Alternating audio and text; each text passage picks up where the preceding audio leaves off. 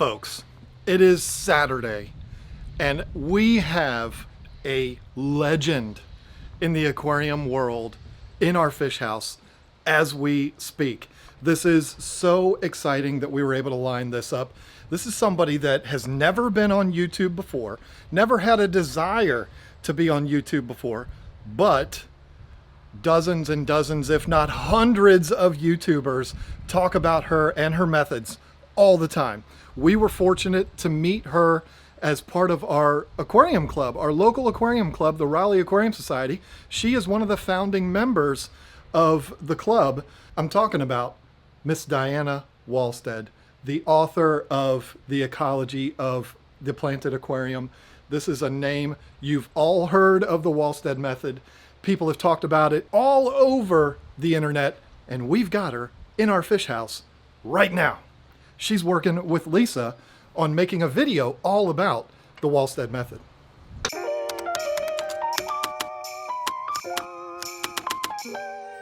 In the past, I had the big tanks, 55 gallons with the cichlids and the rainbows and the larger tanks, and that was fun. But as time went on, years went on, I started keeping guppies again. And I love your guppies. okay, yeah, they're cute.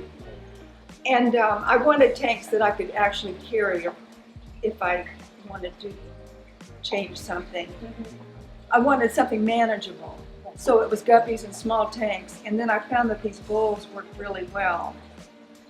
I do want to emphasize though that the bowls that we're setting up, today, I would use a different procedure for doing a larger tank.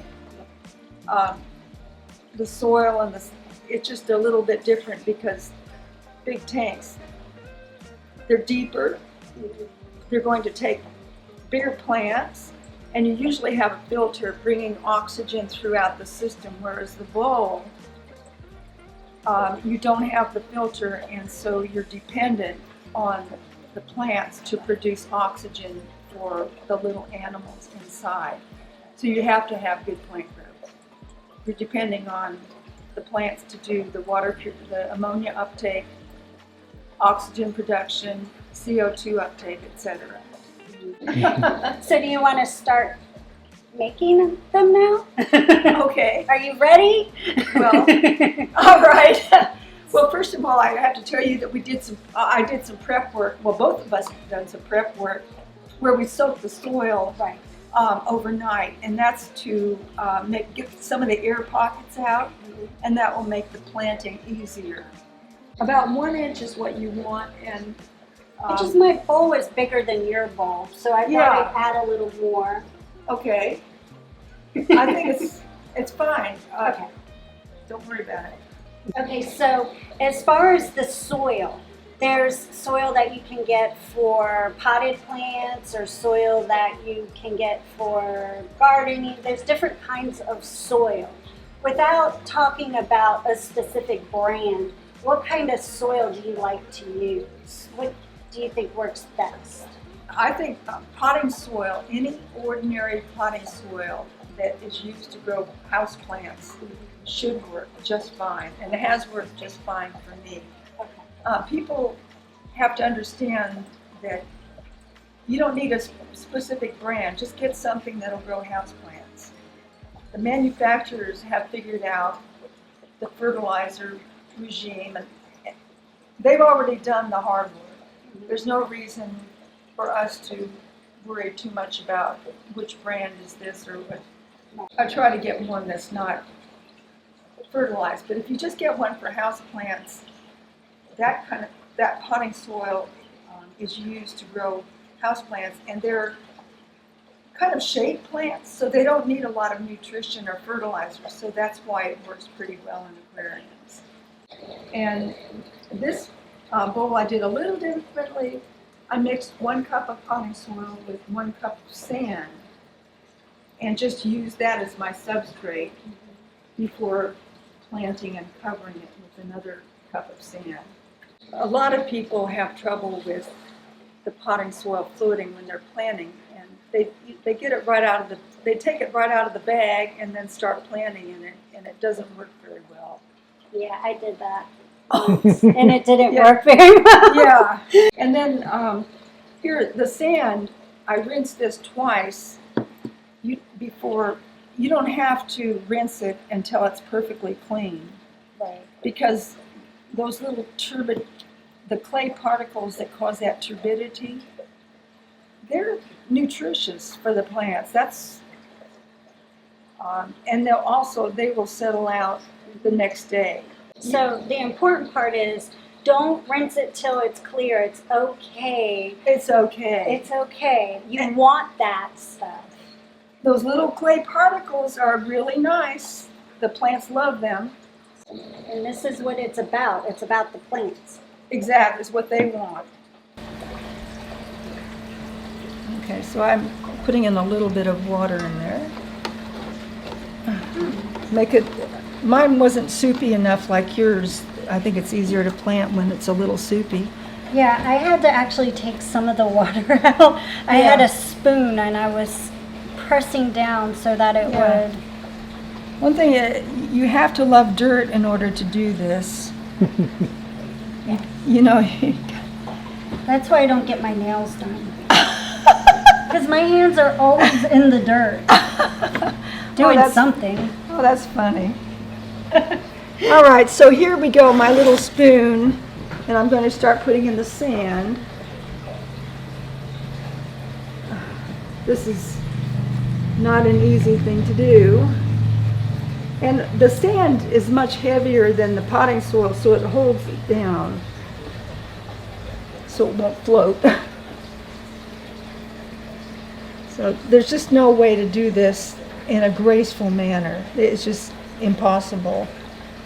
And this plant, the pearl grass, it grows so well that it doesn't really, I found I don't really have to plant it that much. I'll just wait till the end on that one. This is so much fun.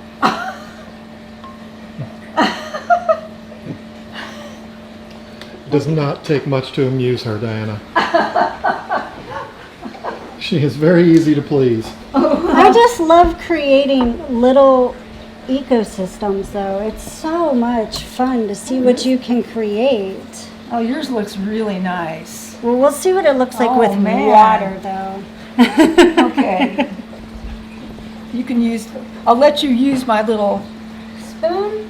well, you've already taken the spoon, but you can use my little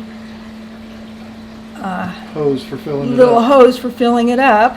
Oh, thank you. Okay, now see, it's starting to, you have to kind of plant, and then here I see some soil popping up, so put some sand in there where it's popping up. Oh, wow. And that way you don't have a mess there.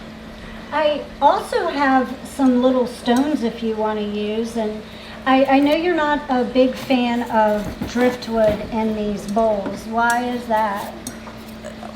Well, I want to use as much space for the plants. If you want plants to purify the water and produce oxygen, it doesn't help to have half of the bowl filled up with driftwood. So you can see that this is not going to be a clean, it's never clean, this method. Oh, I don't know. These little ones over here look pretty daggone clean to me. Yeah. Well, once the plants get growing, they'll kind of hold the soil together so you don't have this kind of up mess. But planting is it's like birth, it's a precarious business. I recommend when starting a tanks is just to use as many plant species as you can so that you can find out which ones will work for you. I just think that's a super important thing that people should know, is that food is also an important fertilizer, because your fish and your shrimp, they're pooping out fertilizer. That's true. And the nice thing about using shrimp food or fish food is that you're adding the fertilizer in small, continuous doses rather than just dumping in a liquid fertilizer once a week. Right. And that's especially important with ammonia, because if you add too much ammonia, you can have problems, whereas the fish food will provide it in a very controlled and gradual dose that the plants can take up in an orderly manner, so that you never have ammonia spikes in your tank. I really like this plant, Sagittaria subulata. It's foolproof. It's just such a good grower, and it has been for a long time. And it doesn't get too big. Sagittaria subulata. Oh yeah, you were asking about algae. Oh, there's a little bit of hair algae that I have in these bowls, but you know, I feel like algae takes up ammonia, algae produces oxygen. Unless it gets out of control, it's a benefit, and the shrimp like to feed in the hair algae. Mm-hmm. The algae I don't like is green water, because green water algae raises the pH, making it very hard for plants to get their carbon dioxide.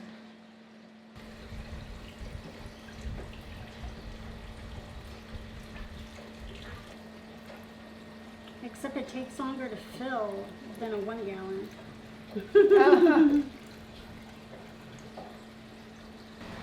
Well, that was fun. Lisa and Diana just got done doing their 2 bowls. It's a little dark in here, sorry. They are so cool.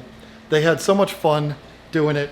This was a really big deal because we both learned so much from this.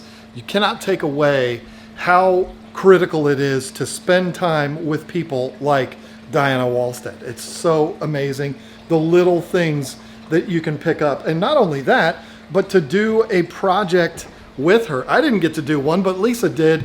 And it's just so cool to learn and actually learn through experience with her. It was so much fun to watch and film. There's going to be a huge video coming out after the vlog is done. It's going to be a long video that's going to be this whole day. Basically, everything that Lisa and Diana did. It's going to be a blast. You're going to want to look out for that. It's going to be coming up, again, like I said, the first Sunday after the vlog is over with. I don't know what the date of that is going to be, but it's going to be coming out. It's going to be awesome. You're going to want to make sure you're subscribed to see that. If you're interested in planted aquariums, this is going to be one of the most valuable videos you've ever seen. So stay tuned for that. But now we're going to take Diana out to dinner to what we call in town our fancy restaurant.